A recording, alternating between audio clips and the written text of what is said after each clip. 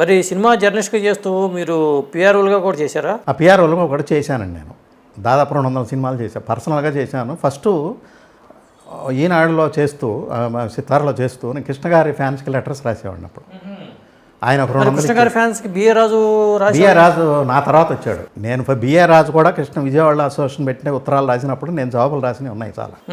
BA రాజు మాకు చాలా junior అతను. తర్వాత అతను జర్నలిస్ట్గా ముందు రాలా, నా ప్లేస్లో ఉత్తరాలు రాయడానికి వచ్చాడు. అక్కడ దాదాపు 2 ఏళ్ళు 3 ఏళ్ళు రాశాడు అతను. రాసిన తర్వాత ఈ కృష్ణ గారే చెప్పి మోహన్ కుమార్ గారు అప్పుడు ఆంధ్రభూమి వాళ్ళది ఒక సినిమా మ్యాగజైన్ ఉంది, అందులో చేర్పించాడు. అక్కడి నుంచి అతను జర్నలిస్ట్ అయ్యాడు. బిఆర్ రాజు కన్నా ముందు నేను రాసేవాడిని ఫ్యాన్స్. ఇది కాదండి, ఫ్యాన్స్ లెటర్స్ కాదు. ఫస్ట్ మోసగాళ్ళక మోసగాడు 100 డేస్ ఫంక్షన్ చెన్నైలో వుడ్లాండ్స్ హోటల్లో జరిగింది.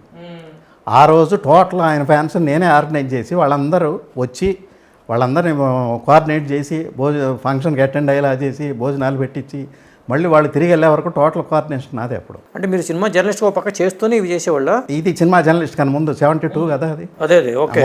మోసగాడు అప్పుడు నేను ఇంకా అఫీషియల్గా జర్నలిస్ట్ అవ్వాలా. ఓహో. ఫస్ట్ ప్లస్ ఇంకోటి ఏంటంటే తేనె మనుషులు 65లో ఫస్ట్ కృష్ణా ఫ్యాన్స్ అసోసియేషన్ పెట్టింది మేమే. అట్లాగా కృష్ణా బృందం అని పెట్టాం. అప్పుడు మాకును చక్రవర్తి అసోసియేషన్ ఉండేది అక్కినే నాగేశ్వరరావుది, వాళ్ళకి మాకు చాలా కాంపిటేటివ్గా ఉండేది. బృందం అని పెట్టి తేనె మనుషులు రిలీజ్ అయిన దగ్గర నుంచి తేనె మనుషులు 65లో రిలీజ్ అయింది.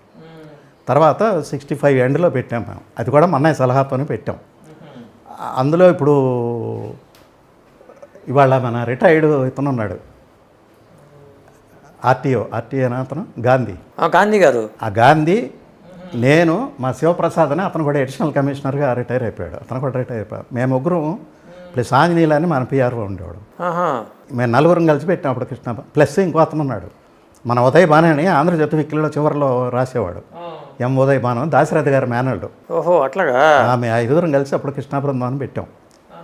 తర్వాత ఇక వరుసగా మోసగాడు రిలీజ్ అవటం, హిట్ అవటం, అక్కడి నుంచి వరుసగా దేవుడు చేసి. ఇప్పుడు కృష్ణ గారి ఊరు మీ ఊరు దగ్గరేనా? పక్కనే తెనాలి సెంటర్. మాకు తెనాలి నుంచి ఒక సైడ్ వెళ్తే పరిపాలన వస్తే, ఒక సైడ్ వెళ్తే మా ఊరు వస్తుంది దుగ్గిరాల.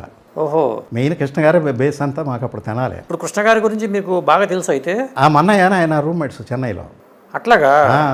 సినిమాలో ప్రయత్నాలు అవకాశాల కోసం ట్రై చేసుకునేటప్పుడు ఆయన ట్రై చేశారు, మా అన్నయ్య ట్రై చేసేవాడు, రూమ్మేట్స్. తర్వాత తెనాల్లో ప్రతిభా స్టూడియోస్ అని వేణ స్టూడియో ఎదురుగా ఉండేది ఒక స్టూడియో, పెందోట వెంకటరత్నం గారిని ఆయన మనవడ మధుసూదనం, ఆయనది స్టూడియో. ఇప్పుడు ఫస్ట్ వస్తున్న స్టిల్స్ అన్నీ ఆ రోజు అక్కడ తీసినాయి కృష్ణ గారి.